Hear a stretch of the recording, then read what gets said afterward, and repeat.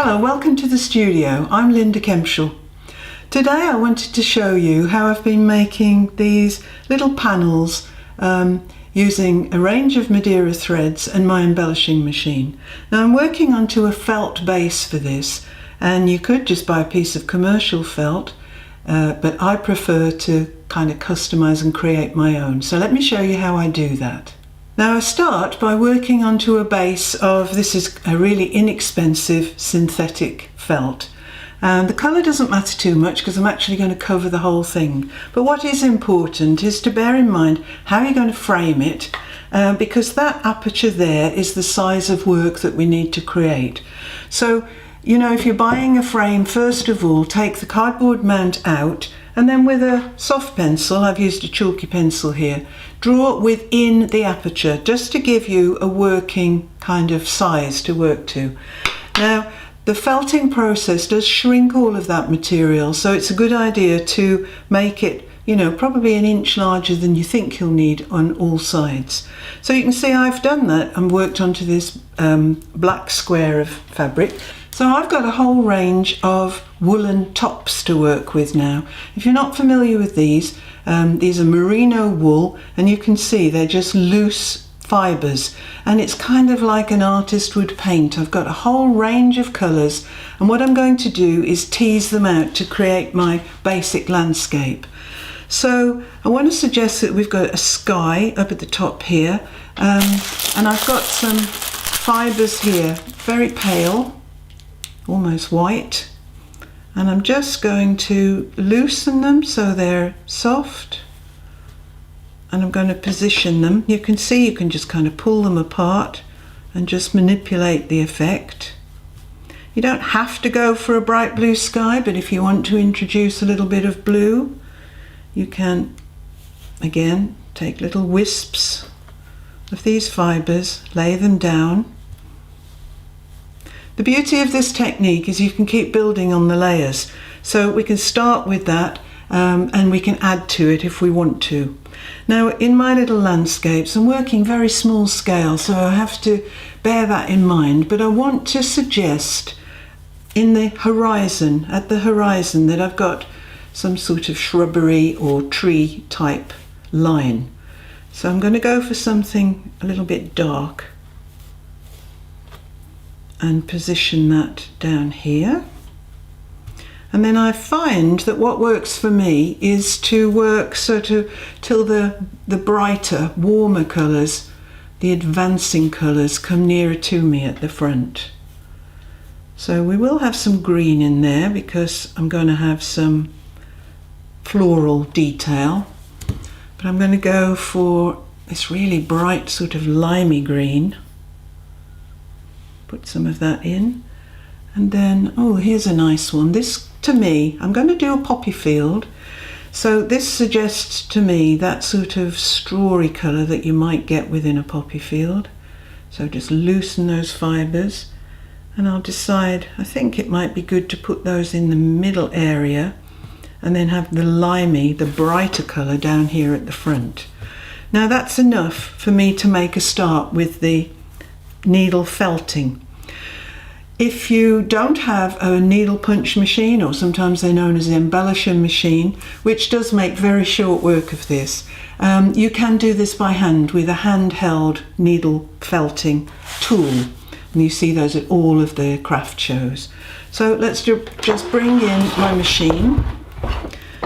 Now if you're not familiar with the whole technique, a needle felting machine has multiple needles. This particular brand has 5, but it doesn't have any eyes, so hence there's no thread. And the action is to simply push the fibres down through. So my loose merino fibres will be pushed and meshed with the base layer of the synthetic felt. Now when you've made a start with the felting process, you can see if there are any gaps, and you can tease out little bits more of your tops to just fill those gaps until you've got the depth of colour and a nice even layer. So I can just go and add it in, and off we go again.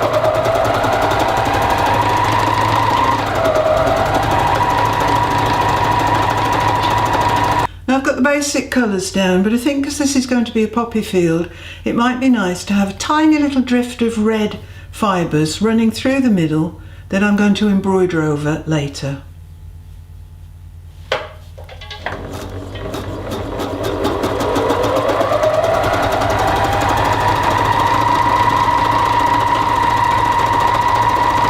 I think that's probably okay, but one way to check it is to flip to the reverse, and if you can see the colours of all of your fibres showing on the back of the felt, then you know that you've sufficiently felted those fibres through.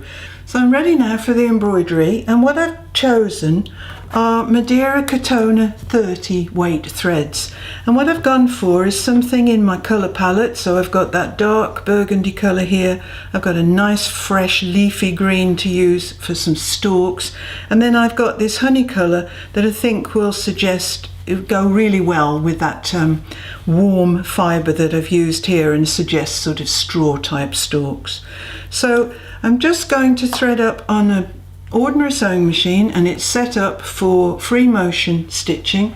So I've got the darning foot on and the feed dogs dropped.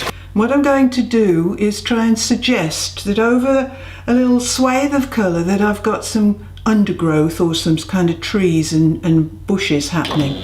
So I bring the thread, the bobbin thread, to the top, hold both threads in my hand, and then I'm just gonna, it's like I'm drawing with the needle.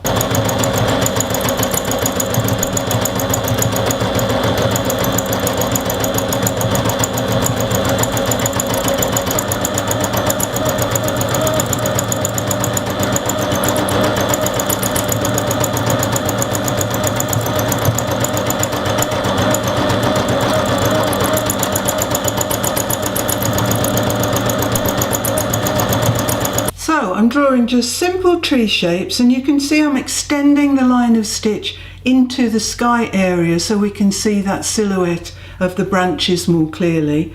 And when I come back on myself down the trunk of the tree, they'll travel along the horizon line and do the next tree. And I'm just going to do that across the whole of that horizon strip on my piece of felt.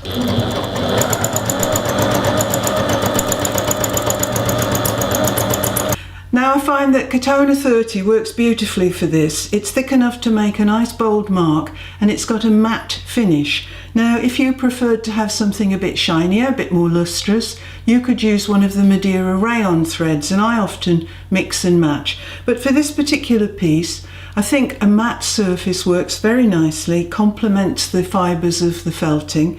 And when I've completed the free motion machine stitching, I'm then going to bring in some hand stitch.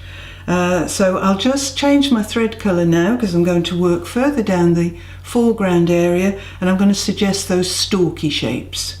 So I've switched to another of the Madeira Cotona 30s, this time a golden yellowy colour, and I'm just going to bring the bobbin thread up again, and here I'm just going to do back and forth little straight lines to sort of suggest stalks.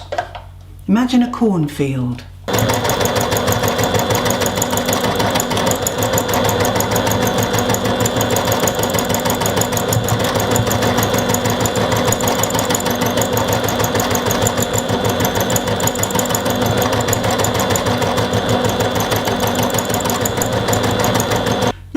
As much of this free motion stitching as you like.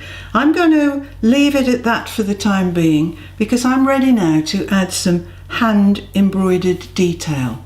Right, for my handwork now, I'm going to work with Madeira Lana. It's a perfect thread for this sort of project.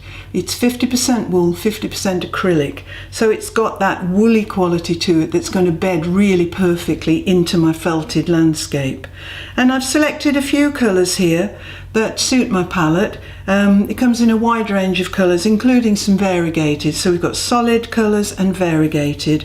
I'm going to just go first of all with one of the golden coloured threads, this one. I've threaded up a needle with a large eye and a point, so it's a chenille needle. Looks like a crewel needle, but this has got a point rather than a chenille needle, which is blunt. And I'm simply going to knot the end of my thread because nobody's going to see the work on the back. Now the 2 rows of machine stitching that I've done here are meant to look like some sort of grain. So I'm just going to bring the needle up and I'm going to create a little sort of V shape at the top of each stalk. It's a fly stitch, you see, and you can take the needle down again, pull that taut, and you've got that little, sort of like a little seed head appearing. And you'll notice when I did the free machine stitching with the Cotona 30 that I varied the direction of my stalks and I varied the length, because in nature they would not be completely regular.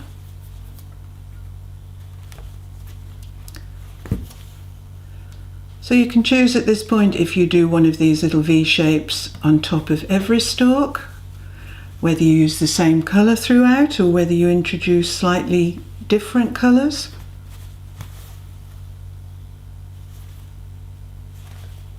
I think that caps off that little line of stitching really quite nicely, and if I bob down to my second line here,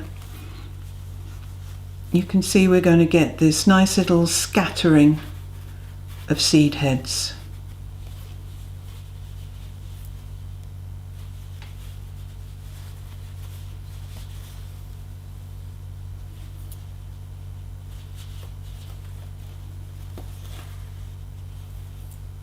Now when your thread end gets too short to use anymore, just take the final stitch to the back of the work, and because you've got this felty, quite thick surface, you'll find you can just do a little back stitch. And I try to split the thread so I know it's not going to come undone, and then simply snip it off, rethread and continue. Now as you can see, I've not finished the whole of that stitching yet, but I'm switching to my red thread because I want to put a little drift of poppies through here, and I bring the needle through to the right side of the work, and to make those little flower shapes I'm going to use a French knot. So I simply take the thread in my left hand, wrap it round the needle 4 or 5 times, take it back down almost where it came through, just beside where it came through, hold it taut with that thumbnail and pull. And you see you get that nice little, it's almost like a little tiny rosebud shape. But if I put drifts of these little red dots right the way across, they're just going to look like a field of poppies. Now it's coming along nicely, but I've still got a fair bit of stitching to do, and there are no hard and fast rules. You can do as much embroidery as you like on this. You can combine machine with hand, you could do it all by hand if you prefer. But I'm going to really enjoy putting some stalks in for my poppies, lots more poppies across the centre there, and maybe a little drift of them at the foreground. But it looks really untidy at this point, and what I'd recommend that you do is to take the mount that you used before to create the size and shape on the base, and just keep auditioning what you've created so far and decide, you know, how much sky are you going to show, how much foreground, this sort of grass area. You can look and you can focus all of your attention on the stitching that you're doing now, and that's given me an idea. I think it's balancing really quite nicely, and I'll just carry on now and get on with it. So what do you think? I think I've done enough. I've got enough detail on that now, and it's ready to actually display it. So I don't need all of this background of felt, so if I just flip it over I can see where my working area is, and I'm just going to reduce a lot of that bulkiness. It has distorted the felt a little bit, all of this machine stitch and the actual needle punching process, so I'll cut some of that wobbly felt off, and then all I have to do is to double check where I want it to be placed, position it about there. Come to this side. It's very roughly cut, but it doesn't matter, it's not going to be shown. And I'm going to use just a bit of masking tape. You could use double-sided tape, but I'm going to tape it slightly under tension. So if I just put the tape to my felt and then pull slightly before I press that edge down. It'll just keep it nice and taut so we haven't got any wrinkles showing on the other side. I do that for all 4 corners. And there we have it. So it's ready at that point to pop into the frame and pop the backboard in. And there we have it. So just as a recap, I've used merino wool fibres, the woolen tops, to customise my felt background, and I've worked into them with Cotona 30, the cotton threads of that 30 weight, and then I've done a lot of the hand detail with the Lana, Madeira Lana threads, and mixed those colours up a little bit. So I think it's made quite an attractive panel. And what I have to warn you is it gets a little bit addictive. So, you know, why stop at one when you can just keep going? So I've got a nice little group of these now. I've got 4 here, and 1 still to be mounted. So I've had fun, as you can tell. I hope you'll have a go at that and you'll enjoy using your threads too. So bye for now.